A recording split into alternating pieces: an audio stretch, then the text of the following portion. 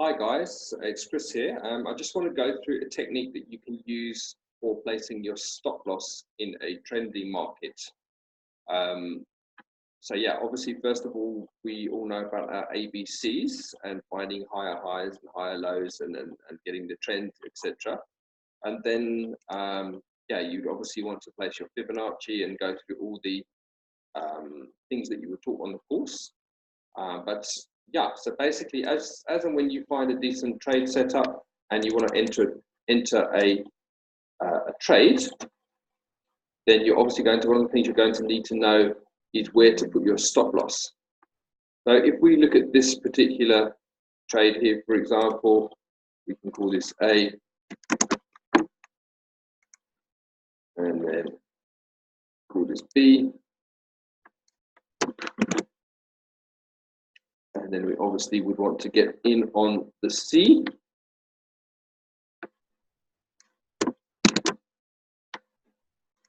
And once we've got our zones in place and we've got our two signals to trade, then you could perhaps look at entering a trade. So if you, for example, wanted to get into this trade at this particular candle, your entry point would be there.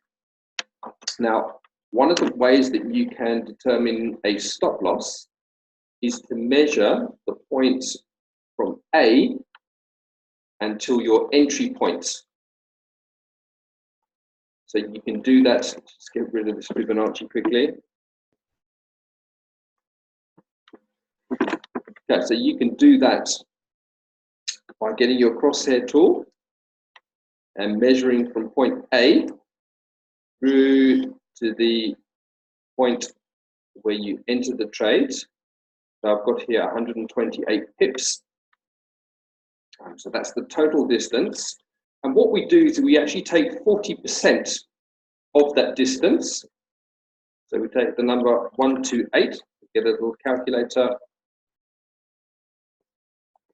So you get your 128 pips, and then you can times that by 0.4. And that will give us 51 pips. So what we do is we, again, get our crosshair tool, and we measure down from our entry point until we get to 51 pips, and we place our stop loss there. So it's 40% of the distance between A and the entry points. So just double check it quickly. And there's about 51, so we'll just go up slightly. And yeah, the chances are that it's not going to retrace back up as much as 40% of where it's got to. And yeah, if you'd have been in that trade, you'd have got a nice 3.8%. So that's one way of doing a stop loss. I'll just go through another example. You can find a nice ABC.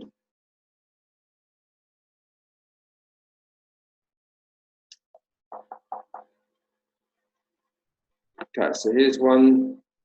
You'd have your Fibonacci drawn there. Looks like a good turning point.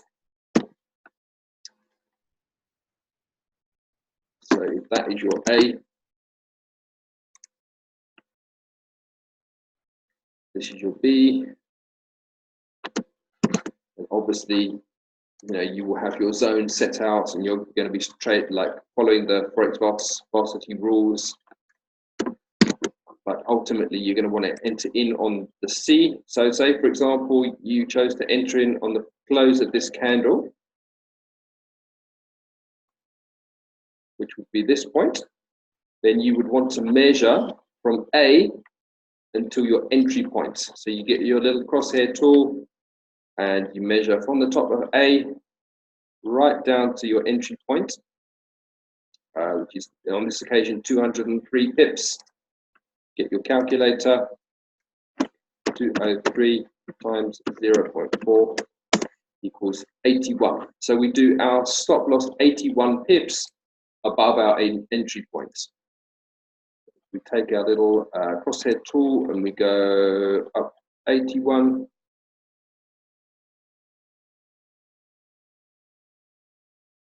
just a little bit above this high here.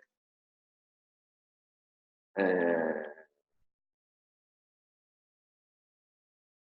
that there would be our stop loss. And you can see here, I mean, even what happened is that it went down here, retraced back up, but it didn't get as far as our stop loss there. So again, it's just an example of how you could use that. I'll do one more example.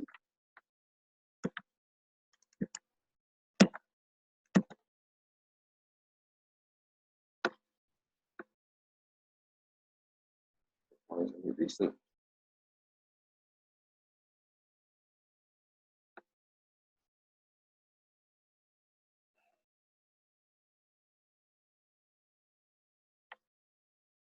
That one. Okay, this was our A.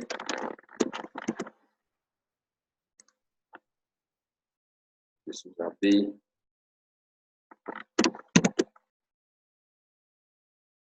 And this was our C.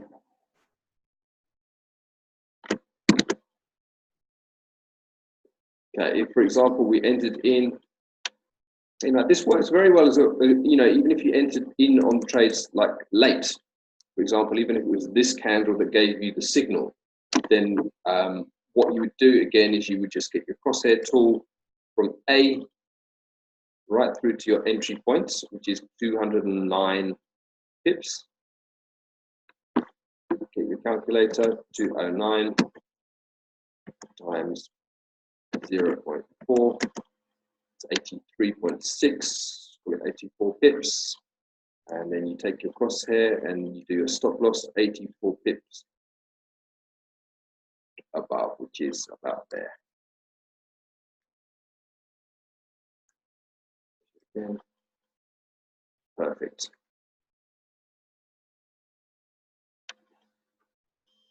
So yeah, it's just a little way that you can, you can see, most people would maybe put their stop loss up a little bit past it, but if you use that 40% rule, then it tends to work out quite nicely. It's like anything in trading, nothing is perfect, doesn't work 100% of the time, but it's quite a nice way to be able to place your stop loss.